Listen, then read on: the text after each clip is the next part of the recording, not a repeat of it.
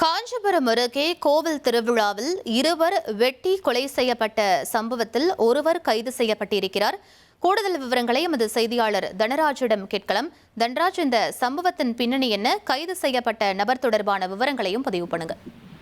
காஞ்சிபுரம் மாவட்டம் காஞ்சிபுரம் தாலுகாவிற்குட்பட்ட பட்னலி கிராமத்தில் ஆடி மாத திருவிழா நடைபெற்றது. ஆடி மாத திருவிழாவின் போது அம்மனை அலங்காரம் செய்யக்கூடிய இடத்துல இருவேறு பிரிவினருக்கிடையே கோஷ்டி மோதல் ஏற்பட்டிருக்கிறது. அந்த நிலையில அந்த சாமி ஊர்வலம் நடந்து முடிந்த நிலையில அந்த பகுதியில் இருந்த இருவரை நீலகண்டன் மற்றும் சந்திரசேகரன் ஆகிய இருவரை மர்ம கும்பல் வெட்டி கொலை செய்துவிட்டு தப்பி ஓடிவிட்டது.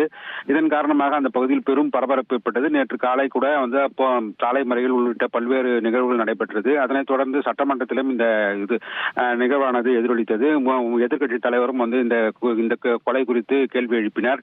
இந்த நிலையிலே போலீசார் தீவிர தேடுதல் வேடத்தை நடத்தி அதே பகுதியை சேர்ந்த படுநெல்லி கிராமத்தை சேர்ந்த பகவதி என்பவரை தலைமறைவாக இருந்த நிலையில அவரை கைது செய்திருக்கிறார்கள். அவர் தப்பி ஓட முயற்சித்த போது அவருக்கு தடுக்கி விழுந்ததில் காயம் ஏற்பட்டது. அதனைத் தொடர்ந்து அவரை மருத்துவமனைக்கு அழைத்து சிகிச்சை அளித்து மாவு கட்டு போட்டு தற்போது நீதிமன்றத்தில் ஆஜர்படுத்தி சிறையில் அடைத்திருக்கிறார்கள். மேலும் இந்த கொலை சம்பவத்தில் தொடர்புடைய அதே பகுதியைச் சேர்ந்த இருவரை தேடும் பணியில போலீசார் தீவிரமாக ஈடுபட்டிருக்கிறார்கள். இது காஞ்சிபுரம் பகுதியில் சுற்றுவட்டார பகுதியில் பெரும் பரபரப்பை ஏற்படுத்தியிருக்கிறது.